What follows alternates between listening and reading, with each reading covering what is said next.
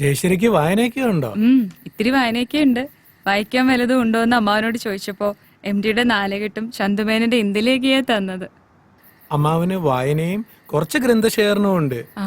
ആശാൻ അല്പം ശ്ലോക എഴുത്തും കൂടി ഉണ്ട്. അമ്മാവന് കവിത എഴുത്തുണ്ടോ? പിന്നെ ഉറപ്പായിട്ടുണ്ട്. വല്ലതും പ്രസിദ്ധീകരിച്ചിട്ടുണ്ടോ? എവിടെന്ന്? അങ്ങനെ ഡയറിയിൽ ചുമ്മാ എഴുതിക്കൂട്ടും, അത്ര തന്നെ. ബാക്കി കഥകളൊക്കെ നമുക്ക് നാളെ സംസാരിക്കാം.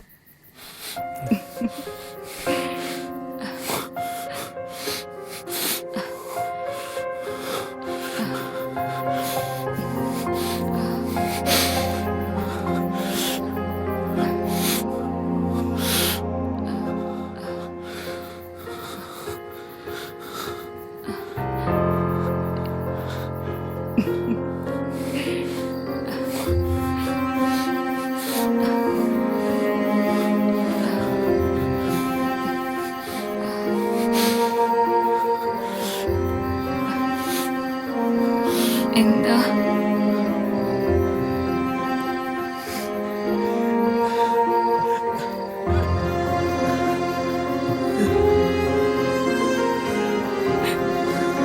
എന്താ വിഷ്ണുവേട്ടാ?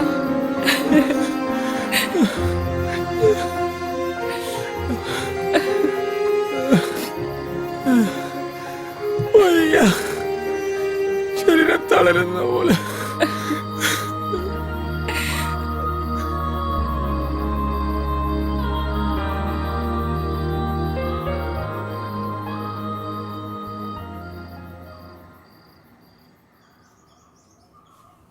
ഞാൻ ഇനി എന്ത് ചെയ്യും?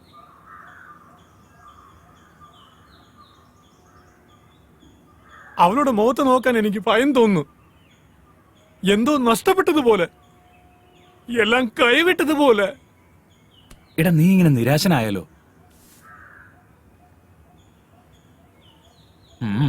പറഞ്ഞത് നോക്കിയാ പരിഹാരമുണ്ട്. നേരോ?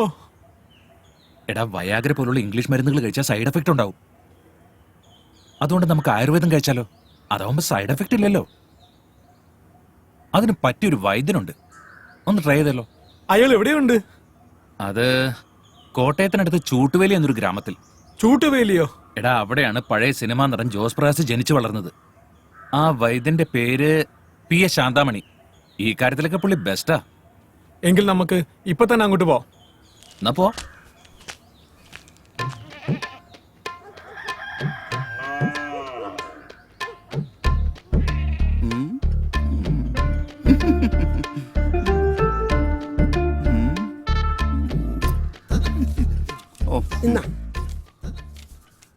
അരി 2 കിലോ, മുളക് പൊടി 250 ഗ്രാം, മല്ലിപ്പൊടി 150, ഉപ്പ് 1 പാക്കറ്റ്, ചിക്കൻ 2 കിലോ. അയ്യോ വൈദ്യരെ, ഇത് മരുന്നിന്റെ കുറിപ്പല്ലത്.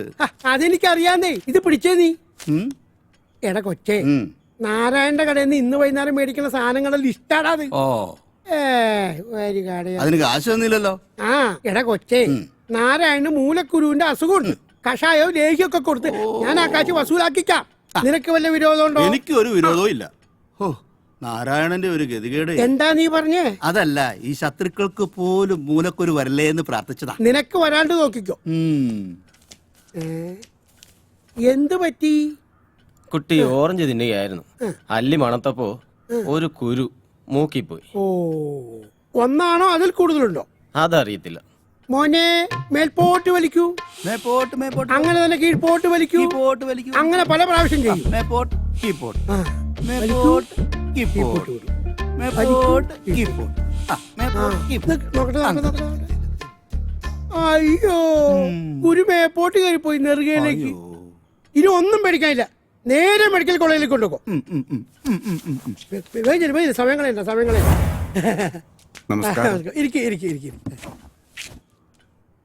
എന്റെ മുഖം മുഴുവൻ കാരയാ.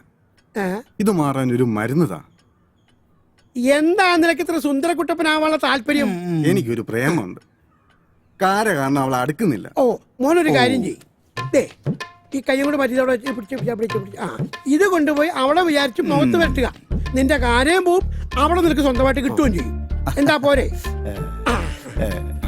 കാശ് നോക്കുന്നില്ല വൈദ്യരെ. എന്നാ ശരി. കാര പോയില്ലേലും അവള് പോകുന്നുള്ള ഉറപ്പാ. ആര് പോയാലും നിനക്കെന്താടാ? അതെ, ഞാൻ വിളിച്ചു പറഞ്ഞ ആള് വന്നിട്ടുണ്ട്. ആ വിളിക്ക് വേഗം വാ. വിളിക്ക്.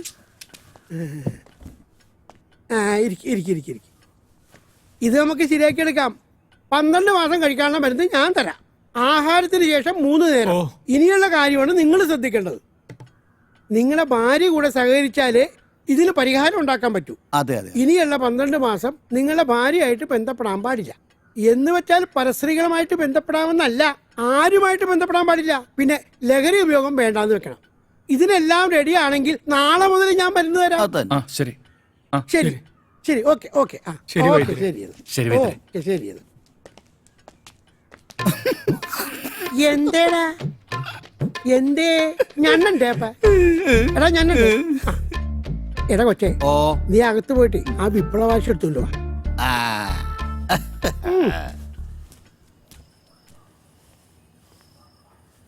നല്ല അനുസരണയുള്ള കുട്ടിയെ പോലെ വൈദ്യുതി പറഞ്ഞ കാര്യം ചേട്ടനെ ഉൾക്കൊള്ളണം. ചേട്ടന് സങ്കടമാണെന്ന് എനിക്കറിയാം. നമ്മൾ തുല്യ ദുഃഖിതരല്ലേ? എങ്കിൽ നാളെ തന്നെ ഞാൻ ബോംബെക്ക് പോകുന്നു. 3 മാസത്തിലൊരിക്കൽ വരാം. കരയാതെ ജയശ്രീ.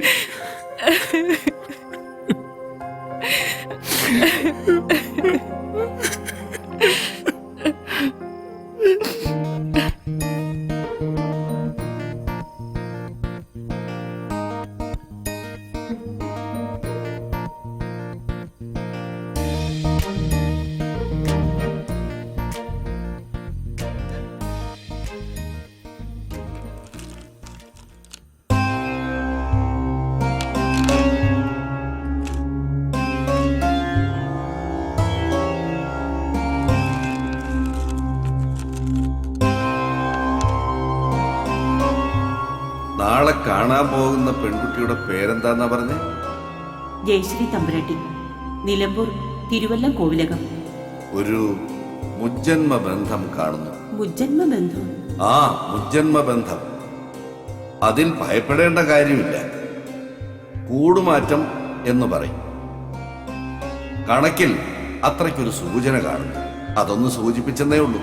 അതിന് ദോഷം വല്ലതും? ദോഷമുണ്ട്, അതിന് പ്രതിവിധിയുമുണ്ട്. വിഷ്ണുവിൻ്റെയും ഭദ്രന്റെയും പേരിൽ ഒരു ഹോമം നടത്തണം. ദോഷങ്ങളെല്ലാം മാറും. എങ്കിലും സൂക്ഷിക്കണം. ബേസിക്കലി ഞങ്ങൾ ആലപ്പുഴക്കാരാ. ജെസ്സിയുടെ മമ്മ നേരത്തെ പോയി, ഇവളുടെ 5ാമത്തെ വയസ്സിൽ. വിഷ്ണുവിന്റെ ഡേറ്റ് ഓഫ് ബർത്ത് എന്നാ? 1990 August 5.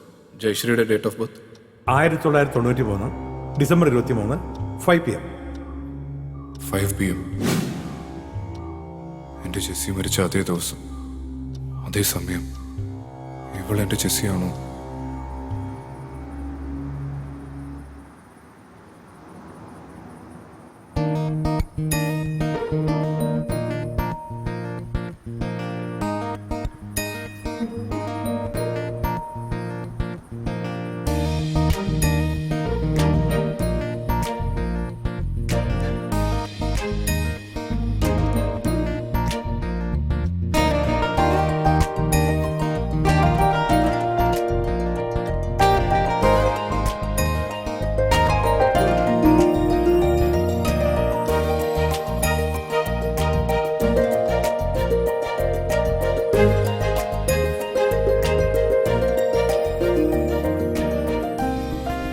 Mister Bhadran, thank U.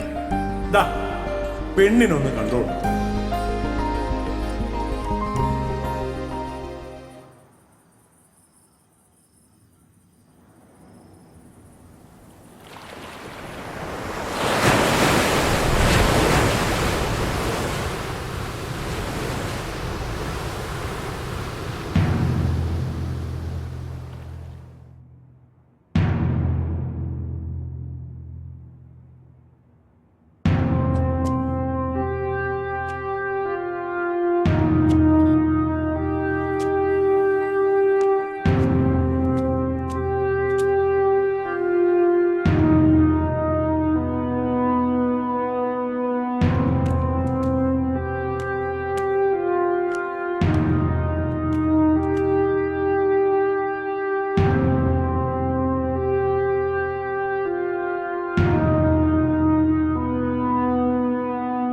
ആ കൊച്ചിന്റെ കല്യാണം കഴിഞ്ഞു മോനെ.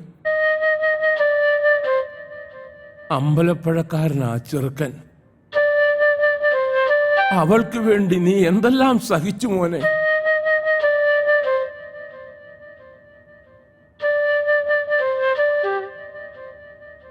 ഇത് പറയാനാണോ അങ്ങോട്ട് വന്നത്?